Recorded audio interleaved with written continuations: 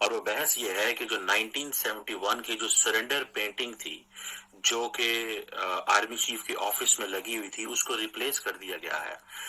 ये जो army chief का लॉन्च था वहां पे, ये आपको पता है कि 1971 की जो बांग्लादेश वॉर पेंटिंग थी वो आर्मी चीफ के लॉन्च में लगी रहती थी, जिसमें वो समझते कि आर्ट वर्क था, और that was an art work के पाकिस्तानी जो जनरल साहब हैं वो सरेंडर कर रहे हैं, और वहां पे एक नई पेंटिंग लगा दी गई, और जो नई पेंटिंग है वो जारी बात है डिपिक्ट करती है, फीचर करती है पैंगोंग लेक को, मॉडर्न मिलिट्री एसेट्स को, मैथोलॉजिकल फिगर्स को।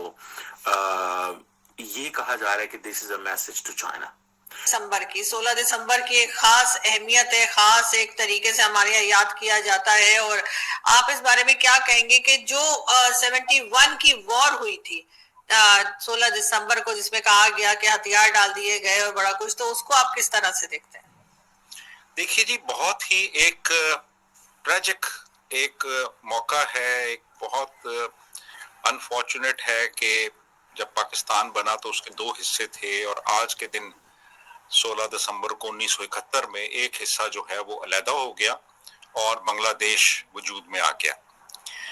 तो आज के दिन जनरल नियाजी, जो कि हमारे एक ईस्टर्न कमांड के कमांडर थे वहां पे मशरकी पाकिस्तान में, उन्होंने ढाका के पलटन मैदान में भारतीय फौज के सामने इंस्ट्रूमेंट ऑफ सरेंडर जो था उस पे साइन किए, और पाकिस्तान के 93,000 वहां पे जो लोग थे जो पाकिस्तान से वाबस्ता थे, जिसमें के फौज भी थी, जिसमें के पैरामिलिट्री भी थी, जिसमें सिविलियंस भी थे, जिसमें कुछ लॉयलिस्ट्स भी थे जो कि उस वक्त पाकिस्तानी फौज का साथ दे रहे थे, तो उन सब ने हथियार डाल दिए।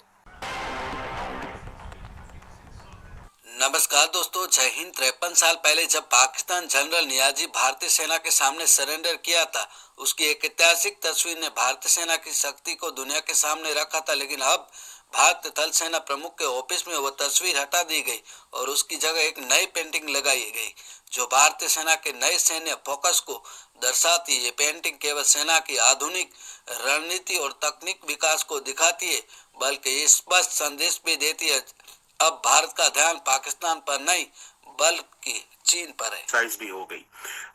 अब सुनने में आ रहा है कि विद इन इंडिया ऑब्वियसली इस हवाले से एक पर्सपेक्टिव है कि ये भाई पैंगोंग लेक जो है उसको डिपिक्ट करने की क्या जरूरत है, इंडिया चाइना बॉर्डर जो है उसको डिपिक्ट करने की क्या जरूरत है, आर्मी की जो ऑफेंसिव कैपेबिलिटीज हैं, ठीक है वो आप कर रहे हैं, लेकिन किसी भी फौज के लिए जो इम्पोर्टेंट चीज होती है वो उसकी जीत होती है, कामयाबी होती है, उसका जो मार्का होता है, ठीक है।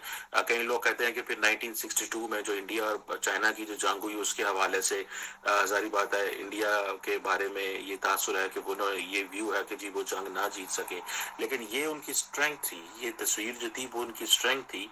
अब पेंगोंग लेक की तस्वीर दिखाना, आर्ट वर्क में मॉडर्न मिलिट्री एसेट्स दिखाना, कश्तियां दिखाना, ऑल टेरेन व्हीकल्स दिखाना, टैंक्स दिखाना, अपाची हेलीकॉप्टर्स दिखाना, ये और देन फिर मिथोलॉजिकल जो फिगर्स है लाइक चनाकी एंड लॉर्ड कृष्णा जो है वो दिखाना, ये चीजें बताती है कि जो महाभारत जो जिसे कहते हैं ना कि India is changing, in India की जो फौज है वो अपना जो ये जो मैथोलॉजिकल फिगर्स है, चनाकिया हो, लॉर्ड कृष्णा हो, इसे बहुत ज्यादा जो है वो लेती हैं, जैसे कहते हैं ना इंस्पिरेशन लेती हैं।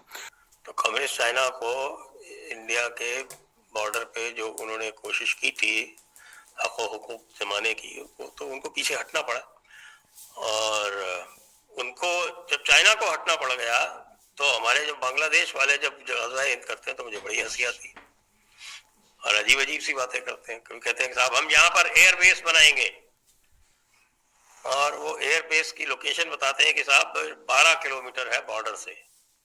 कि यार 12 किलोमीटर बॉर्डर कौन एयरबेस बनाता है जो इंडियन आर्टिलरी की रेंज में होगा। सर वो उन्होंने 6 ड्रोन्स लिए टर्की से, वो कह रहे हैं बस ये सारे चलने हैं आपकी तरफ। वो 6 ड्रोन में से एक को तो मार दिया, एक अच्छा। तो हाँ वो थोड़ा सा वो इंडिया की तरफ भेजा था उन्होंने, तो उसको तो गिरा दिया। अच्छा। 5 बचे, अच्छा। अब वो 5 उसको ड्रोन गिरा दिए। वो इंडिया से लड़ने वाले। राइट साइड पे जो है ये जो खड़े हैं ये जनरल जैकब हैं और इनके साथ ये नेवी और एयरफोर्स के कमांडर्स हैं लेफ्ट पे और ये इनके पीछे एक इंडियन जनरल हैं और साथ भी पीछे एक और। तो ये तस्वीर तो बड़ी आइकॉनिक तस्वीर है और ये तस्वीर तो हमारे लिए इंतहाई शर्मिंदगी और नदामत का बायस। जी आज सर ये पिक्चर, ये फोटो उन्होंने लगा रखी थी इंडियन आर्मी चीफ के ऑफिस में या लाउंज में लगा रखी थी। अभी 1-2 दिन पहले बतवाज की बल्कि खबर है कि उन्होंने ये फोटो हटा दी है अपने ऑफिस से और खैर उसकी जगह कुछ और वहां पे लगा दिया गया है। तो पता नहीं क्या मैसेज है, चाइना के लिए मैसेज है या बांग्लादेश के लिए, लेकिन बहरहाल ये हटाई है। लेकिन ये जो चीजें हैं कि अब हमने वो शिफ्ट, वो जिसे कहते हैं ना मॉडर्न वॉरफेयर में आई है और जो इंडिया की जो डिफेंस की जो एस्टैब्लिशमेंट है वो जारी बात है जो जो जिसे कहते हैं ना कि वो एक नए एंगल में चीजों को सोच रहे हैं। चाणक्य की विजडम जो है, उसकी जो स्ट्रैटेजी है, जो डिप्लोमेसी है, वो basically is the guiding principal है इंडिया की जो मिलिट्री प्रिपेयर्डनेस के हवाले से। और ये जो प्रिंसिपल्स हैं इंडियन स्ट्रैटेजीज के अंदर, ये जारी बात है चाइनीज के हवाले से वो कहते हैं कि ये इम्पोर्टेंट है हमें जो 2022 में स्टैंड ऑफ हुआ था उस हवाले से। और इस पेंटिंग में जारी बात है आर्मी, नेवी, एयरफोर्स की जो इंटीग्रेटिव अप्रोच है मॉडर्न वॉरफेयर में, उसको भी दिखाया गया है। अपाची हेलीकॉप्टर्स भी हैं, एडवांस टैंक्स भी हैं, टेक्नोलॉजिकल एवोक्यूलेशन भी है और ये चीजें जो है ना वो जिसे कहते हैं ना कि जो फ्यूचर रेडी फोर्स है अब इंडिया की जो फौज है जो लैंड, एयर, सी, इन सारी चीजों को देख रही है। मैं अगर आप उस तस्वीर को देखें तो वो लैंड, एयर, सी, पहाड़ सारा कुछ LAC and then mythological figures का वहां पे होना, सो इट मीन्स कि इंडिया बेसिकली अपनी हिस्ट्री, अपने कल्चर, अपनी सिविलाइजेशन, अपनी जो रिलीजियस आइडेंटिटी है उसको भी उसको हाईलाइट कर रहा है। इंडिया के लिए ये बहुत ज्यादा इंपॉर्टेंट है। फॉर एग्जांपल चाइना के लिए मैसेज है। न्याजी जो थे वो तो फिर बाद में वो चाय वाय भी पीते रहे, वो पकौड़े वगैरह खाते रहे, वो तस्वीरें भी हैं, गंदे लतीफे भी सुनाते रहे।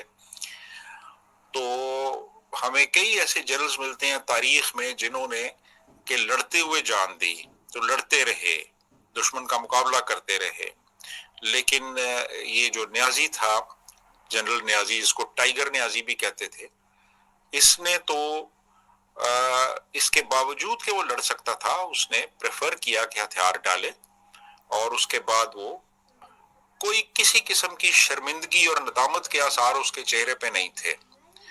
और वो जो इंस्ट्रूमेंट ऑफ सरेंडर है वो अभी आप देखें वो मौजूद है, इस पे सोशल मीडिया पे वो देखा जा सकता है।